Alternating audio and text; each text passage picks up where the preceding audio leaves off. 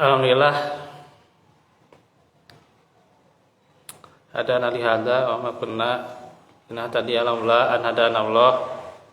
Asyhadu an la ilaha illallah wahdahu la syarikalah wa asyhadu anna Muhammadan abduhu wa rasuluh alladzi la nabiyya ba'dah. Alhamdulillah ikhwatu fillah, kita kembali lagi hari ini pada zuhur lanjutkan pelajaran kita hari ini seputar fikih yang kita sudah menyelesaikan rukun-rukun sholat. Tentunya ada rukun-rukun, ada juga sunnah-sunnah dalam sholat. Tentunya sunnah itu apabila dikerjakan mendapat pahala, tapi kalau tidak dikerjakan, tidak dilakukan, rugi gitu ya. Jadi bukan misalnya sunnah tidak dikerjakan tidak apa-apa gitu ya. Jadi kalau ke kitanya gitu ya, kalau nggak apa-apa ya udah nggak usah ngerjain gitu ya. Gitu kan, gitu kan sunnah kalau nggak dikerjakan nggak apa-apa gitu ya. Bukan gitu, tapi rugi sebenarnya gitu ya. Istilah fikihnya tidak berdosa gitu, kalau tidak dikerjakan, tapi rugi gitu. Gitu ya. Karena kalau kita mengetahui fadilah amalan sunat ya, maka diantaranya yang sunnah itu ya bisa memperbaiki kekurangan yang wajibnya ya. Ya sholat rawatib yang tadi kita sudah amalkan ya, qabla dan juga ba'da zuhur, itu ya bisa perbaiki yang bolong-bolong di sholat zuhurnya gitu ya. Ya maksudnya yang kekurangan di sholat zuhur bisa ditutupi oleh sholat sunnah gitu ya. Makanya rugi kalau seseorang tidak menjadikan yang sunnah. Karena apa? Amalan wajibnya yang banyak kekurangan gitu. Gitu kalau makna yang sunnah ya. Jangan sampai ada nggak apa-apa itu ya gitu ya. Jadi yang lebih baik tidak gitu ya gitu. Nah, itu. Maka disinilah bagaimana sunnah-sunnah sholat ya yang utama kita amalkan ya. Dan insyaallah secara berkala kita akan membahas perkara ini ya.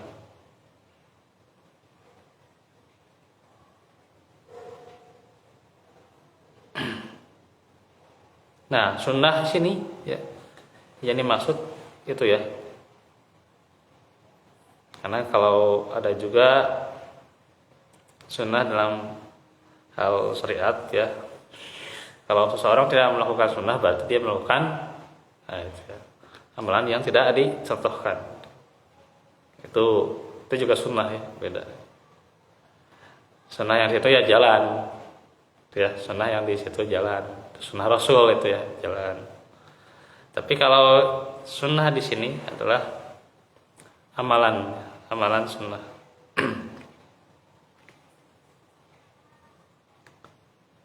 Nah, diantaranya ada beberapa amalan sunnah yang kita bahas ya.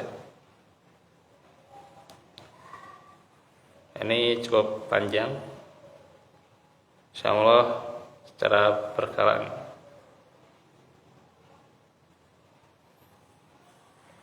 Di antaranya juga ada 13 ya.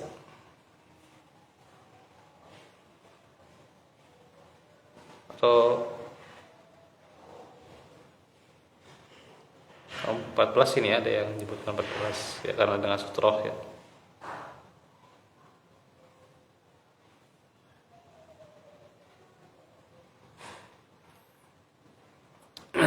Kita akan bahas untuk yang pertama ini, di antaranya Yang pertama ini ya, jangan salah anggapan ya bahwa talafuz bin niat itu sunnah. Ya, talafuz bin niat itu sunnah. Nah, itu kan ya silang pendapat, perselisihan. Ya. Dan yang kita yakini ya, talafuz bin niat ya tidak ada contohnya dari Rasul. Dan tentunya niat itu yang kita pahami adalah qasdus syai'in. Jadi bertekad untuk sesuatu ya, bermaksud untuk sesuatu. Kalau seseorang sudah bermaksud sesuatu untuk sholat ya berarti sudah berniat. Tidak perlu diucapkan. Dan juga bagaimana niat itu adalah fil qalbi, tepatnya di hati. Adapun yang di lisan ya terkadang hati tidak membenarkan ya, niat itu. Karena itulah niat tempatnya di mana? Di hati. Sedangkan hati tidak bisa berbohong. Kalau lisan bisa berbohong. Iya. Iya. Nah itulah kenapa niat itu di hati. Dan ini yang lebih mencocoki ya, tentang niat gitu.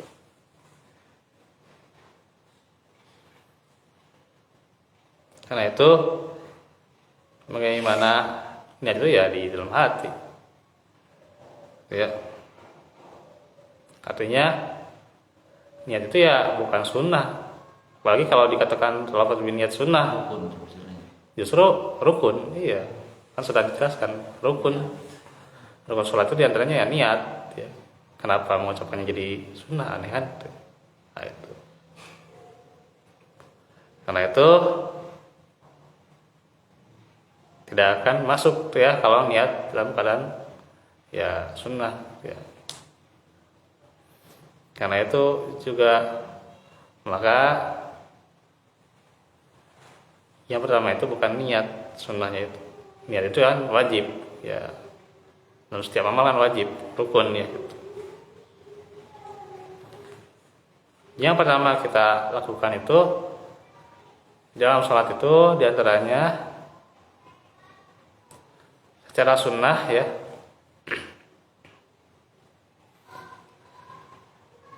maka mengangkat kedua tangan. Itu yang pertama, mengangkat kedua tangan. Yang kita lakukan ketika sholat yang sunnahnya mengangkat kedua tangan. Jadi takbiratul ihram ya.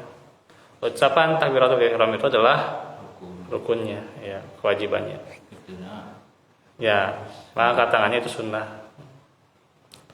Kalaupun misalnya cuma takbiratul ihram saja tanpa mengangkat tangan, maka itu sah. Ya. Iya.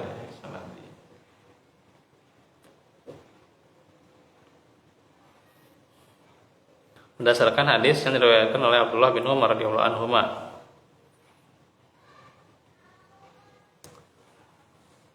Hadisnya anna Rasulullah kana yarfa'u yadaihi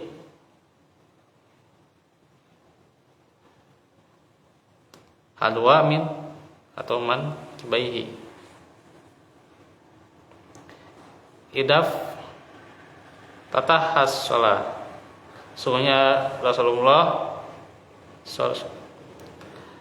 mengangkat kedua tangan beliau sejajar dengan kedua bahu beliau ketika sholat. Jadi itu salah satu caranya ya, sejajar dengan kedua bahu ya, ketika sholat.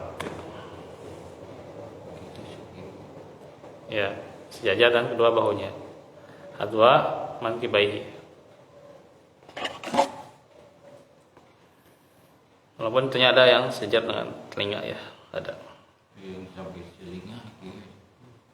Nah, telinga ya sama. Ya tidak nyentuh banget, nggak harus nyentuh ya, dekat aja.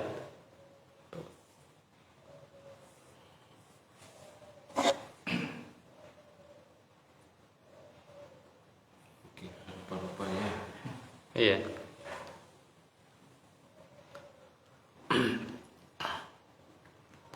Dan diantaranya juga nih, takbir itu kapan saja ya mengangkat tangannya, ya. Karena tidak semua takbir mengangkat tangan. Ini yang harus kita pahami juga. Tidak semua takbir mengangkat tangan. Bir lebaran kan enggak. Wa ida kabbaro lir ruku'i, dan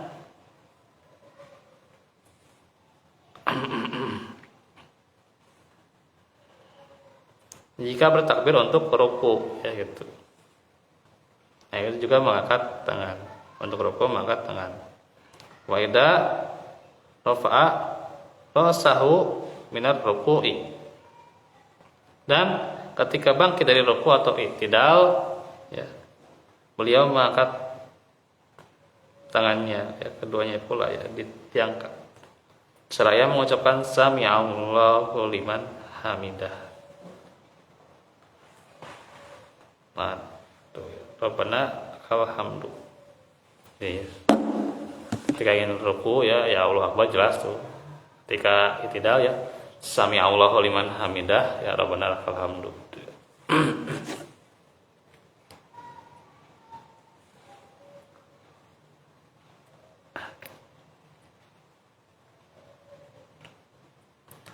Nafa'aha kadalika aidon wa qala sami'allahu liman hamidah Rabbana alhamdu. Ya. Wa kana la yaf'alu dalika fi sujud, dan beliau tidak melakukan itu saat sujud. Jadi sujud tidak ada mengangkat tangan ya. Tidak ada mengangkat tangan sebelum sujud ya. Tuh. Itu yang dicontohkan di antaranya ya. Ada satu lagi ya, yaitu ketika bangkit dari tahiyat awal ya ke rakaat yang ketiga ya. Tahiyat awal sampai Allahumma sholli ala Muhammad gitu. Sampai sholawat. Iya, tahiyat awal ya sunnahnya sampai sholawat, sampai innaka hamidum majid.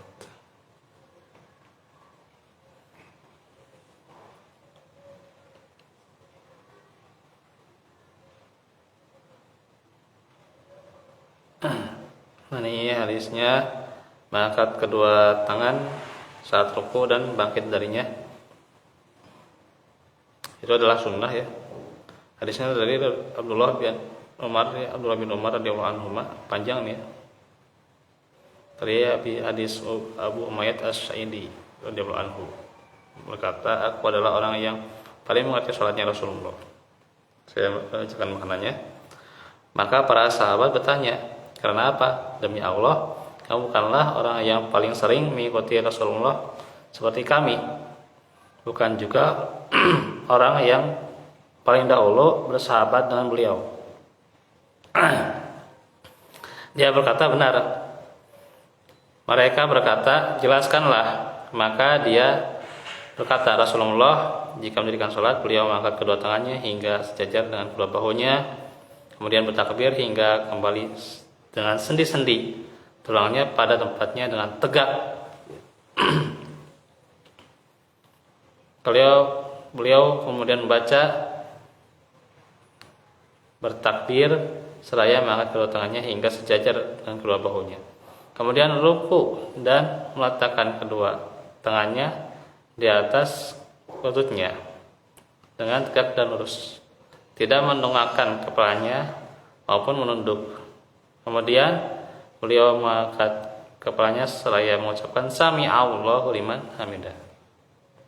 Kemudian mengangkat kedua tangannya hingga sejajar dengan kedua bahunya dengan menegakkan badannya. Kemudian mengucapkan Allahu Akbar dan menurunkan tubuhnya ke tanah, lalu membentangkan kedua tangannya ke dua sisi.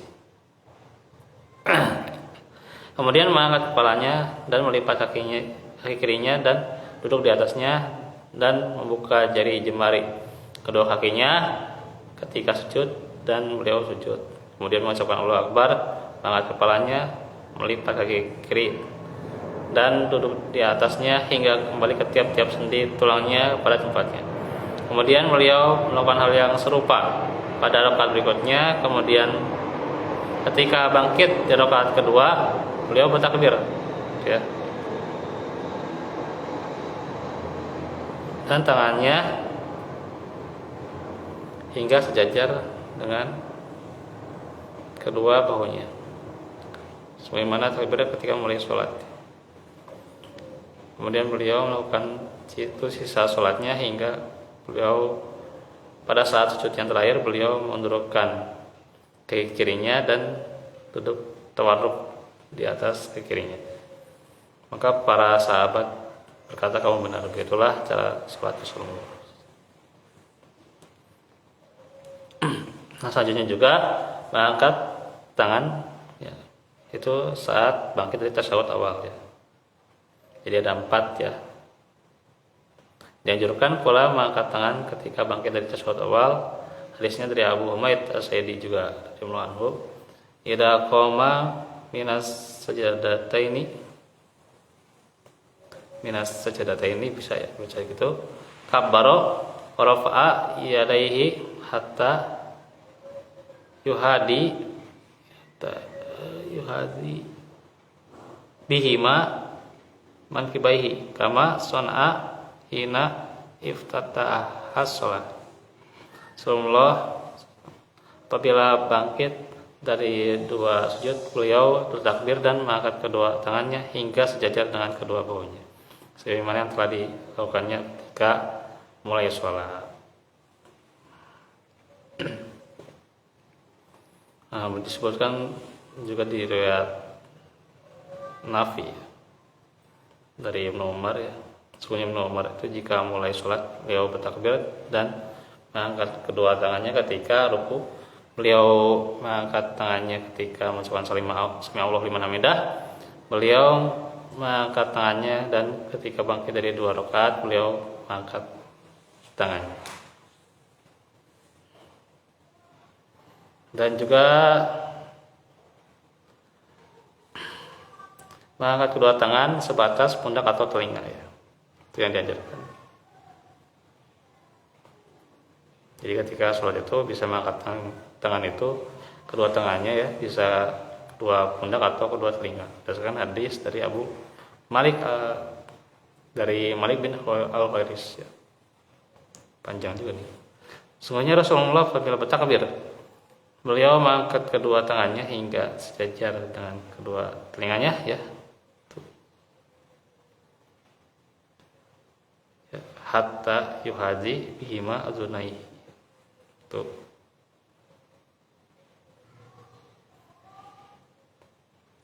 Beliau mengangkat kedua tangannya hingga sejajar dengan kedua telinganya. Beliau bangkit dari ruku dan mengucapkan sami Allahu liman hamidah. Beliau melakukan hal yang serupa.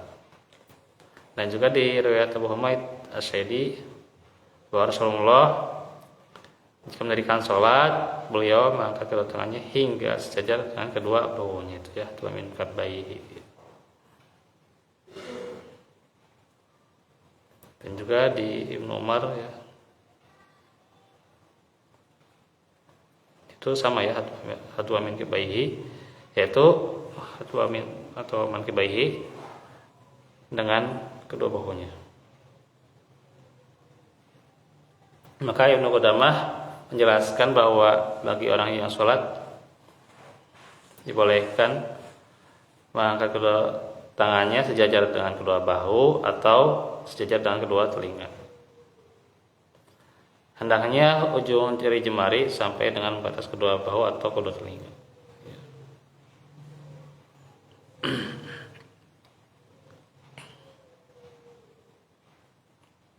Nah, itu untuk mengangkat tangan. Ya. Insya Allah nanti kita akan lanjutkan untuk sunnah yang kedua, di antaranya meletakkan tangan kanan di atas tangan kiri atau berada secara tegak. Ya.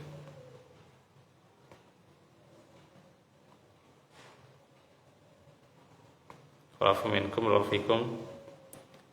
Itu saja dahulu. Rabbana atina min ladunka rahmah ya Allah. Sudah Rabbana atina fid dunya hasanah fil akhirati hasanah benar. Aku lakum lihada wa astaghfirullah li wa lakum. Wa inna nashuda wa taqwa wal afaq wal ghina. Subhanaka Allahumma wa bihamdika astaghfiruka wa atubu ilaik. Alhamdulillahil alamin. Assalamualaikum warahmatullahi wabarakatuh.